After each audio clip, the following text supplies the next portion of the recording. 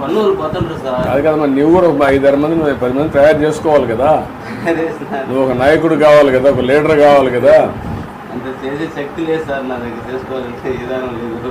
నీకు ముందుగానే ఆలోచనలో నువ్వు కాడు పడేస్తున్నావు.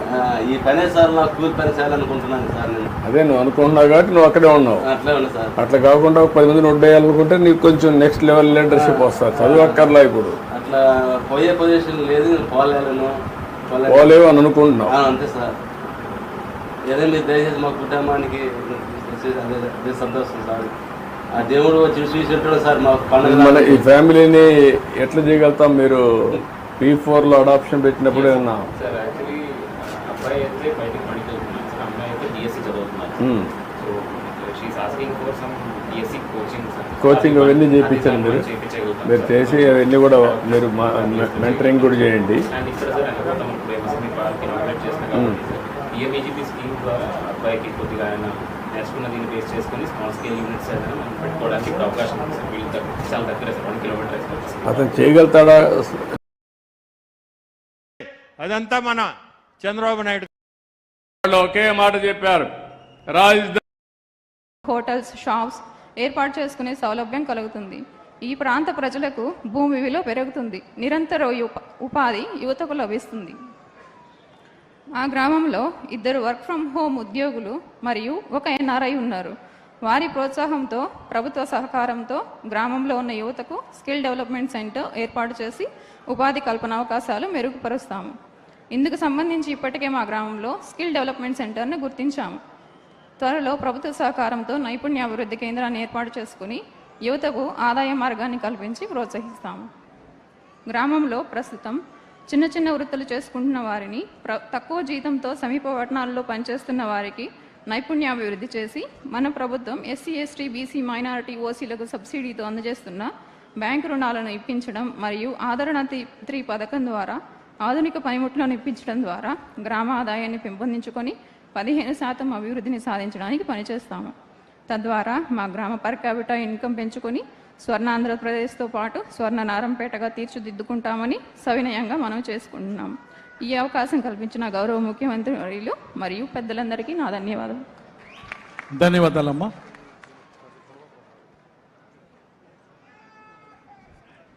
తదుపరి అభివృద్ధికి వారు చిరునామా. ఆంధ్ర రాష్ట్రాన్ని ప్రపంచ అగ్రగామి రాష్ట్రంగా తీర్చిదిద్దాలని శ్రమిస్తున్న నిత్య పోరాట యోధులు, స్వర్ణాంధ్ర సాధనగా ముందుకు సాగుతున్న మాన్యులు, మన ఆంధ్రప్రదేశ్ రాష్ట్ర ముఖ్యమంత్రి వర్యులు గౌరవనీయులు శ్రీ నారా చంద్రబాబు నాయుడు గారిని వారి సందేశాన్ని ఇవ్వాల్సిందిగా ఒక్కసారిగా గట్టిగా చప్పట్లతో వారిని ఆహ్వానిద్దాం.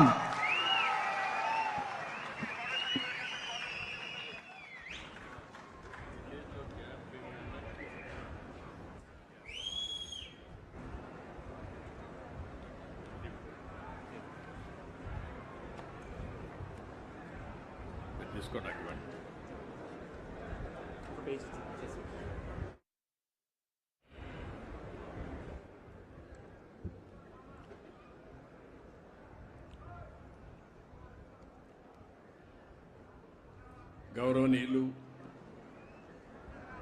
వేదిక పైన సహచర మంత్రివర్గ సభ్యులందరికీ, అదే సమయంలో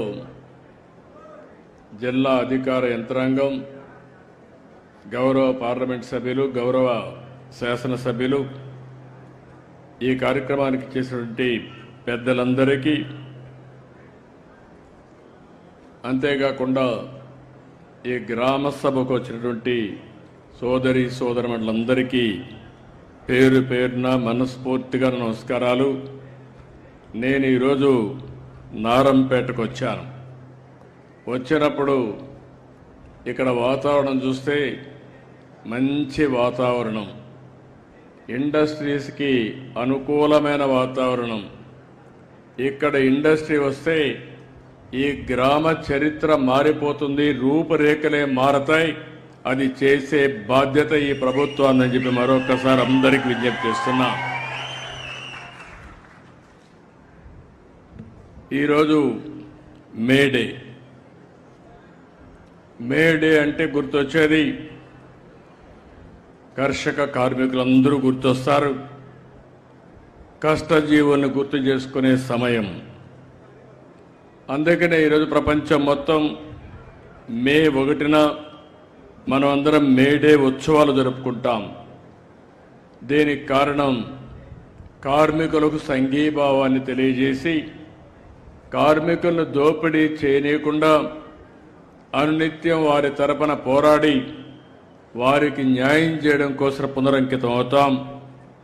ఇలాంటి కార్యక్రమాన్ని మీరు చూస్తే 1890లో ఆ రోజు మేడే కోసం ప్రపంచంలో ఒక ఉద్యమం జరగడం, అక్కడి నుంచి ఈ కార్యక్రమానికి రూపురేఖలు వచ్చాయి. మన దేశంలో 1323 నుంచి ఈ కార్యక్రమం మనం నిర్వహించుకుంటున్నాం. ఈరోజు మీరు ఒక్కసారి చూస్తే కార్మికులంటే మనకందరికీ గుర్తొచ్చేది ఫ్యాక్టరీలో పనిచేసే కార్మికులే. కానీ అసంఘటిత కార్మికులు ఎక్కువగా ఉన్నారు. మన రాష్ట్రాల్లో పొలాల్లో పనిచేయడం, చిన్న చిన్న పనులు అసంఘటిత కార్మికులుగా నరేగా పనులు చేయడం, ఇలాంటి వాళ్ళు చూస్తే 88% అసంఘటిత కార్మికులే ఉన్నారు. అందులో అత్యధికంగా 67% వ్యవసాయం పైన ఆధారపడుతున్నారు. ఈరోజు వ్యవసాయం